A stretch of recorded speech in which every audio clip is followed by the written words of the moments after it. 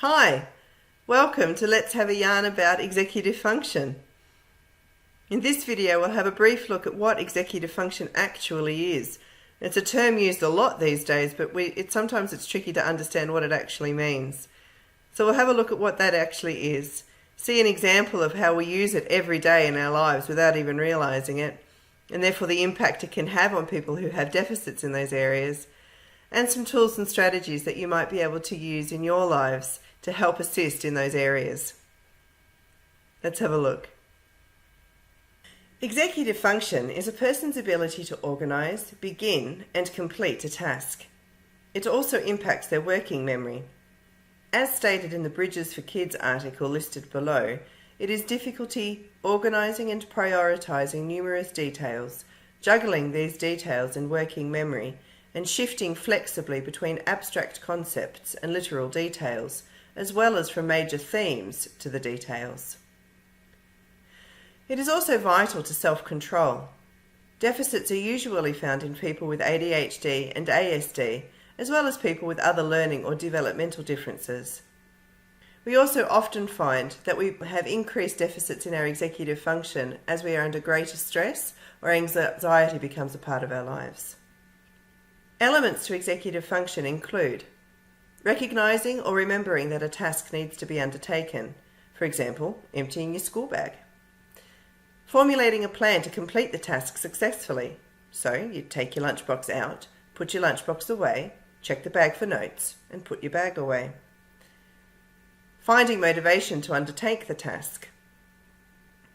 Locating any tools required to complete the task. So we need our school bag, we need knowledge of where the right place to put the lunchbox is, where the notes should go, and where the school bag goes. Got to be persistent in the face of longevity or boredom, or remember what it is that you're doing. You need to monitor progress. So I've put my lunchbox away, now I need to check the bag for notes. You also need to be able to make changes to ensure that the task is completed. For example, realising that the dirty jacket in the bag also needs to come out to be washed, and then completing the task. When a person struggles with some or all of these executive function skills, it can have an effect on relationships, communication, learning, working life, and their mental health. That's why it is really important to put things in place to help support people with deficits in their executive function. There are some strategies and tools that we might be able to use at home that can actually support the other medical and therapeutic interventions that we receive. For example, using visual cues and schedules. The person who struggles with executive function benefits from having clear visual reminders and processes. These might be posters, labels, tick charts, timetables, or anything else you can think of. My son has one on his desk at school to remind him to put his glasses on. They can take any form that works for you, such as a laminated tick chart, or magnetised pictures that can be moved, velcroed pictures, notebooks. My eldest has decided that she no longer requires laminated tick charts, yet she so desperately still requires visual cues. So we have got a big visual diary, and every day of the week has got its individual schedule put in there, so she can just follow that through. You might use a whiteboard or anything else you can think of, really. Use them at home and at school or wherever else they might be needed. And tailor the level of detail for just below the person's ability level. We do this because as stress levels increase, our ability to process information diminishes.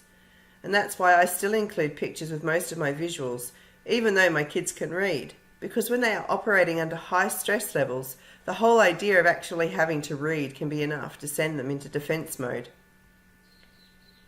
Another strategy is finding the person's preferred learning style and taking advantage of it as much as practicable.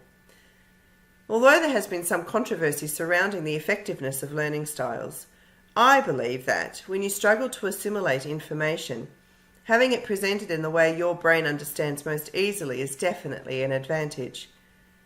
It can be as simple as providing an image to go with an instruction, or fiddling with a bit of blue tack while they listen, or presenting information in flowcharts. Find out what works in your situation.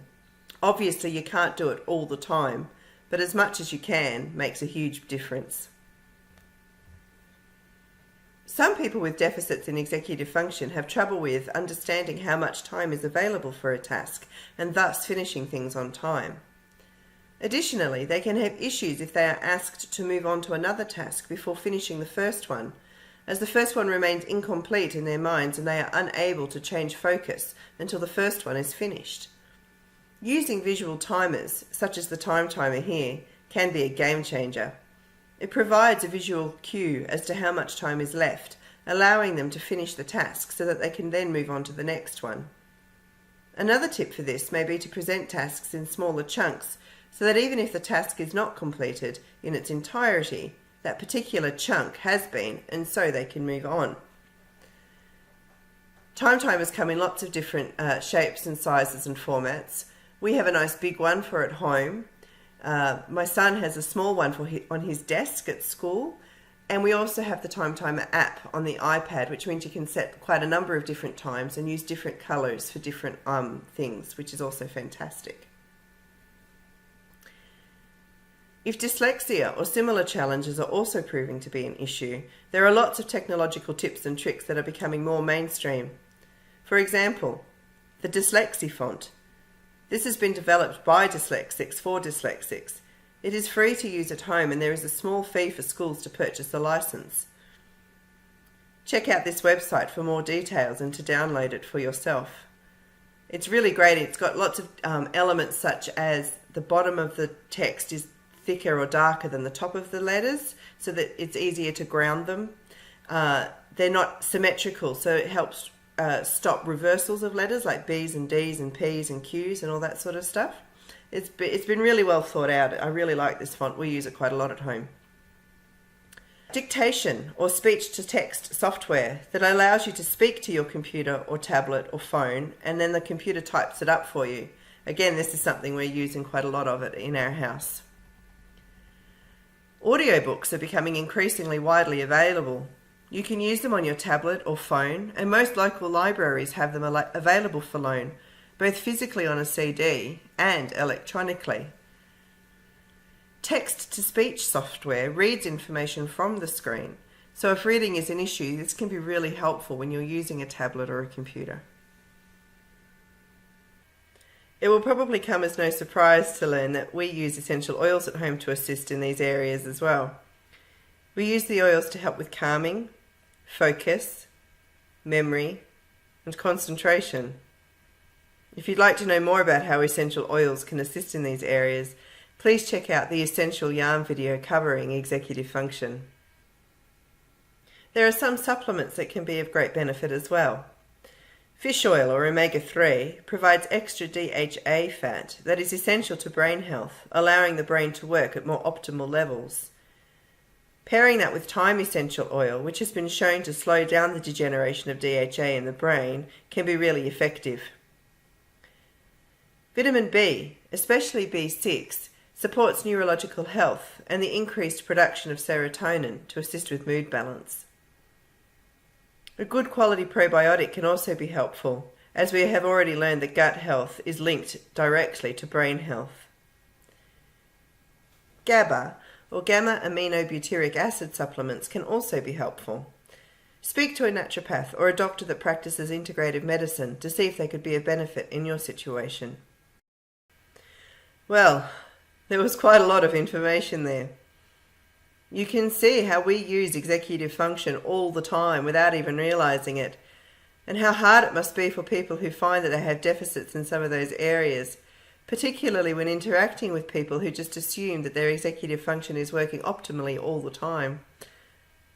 If this is something that impacts you or your family, I hope you've been able to find a tool or a strategy that you might be able to employ to make a positive difference in your life.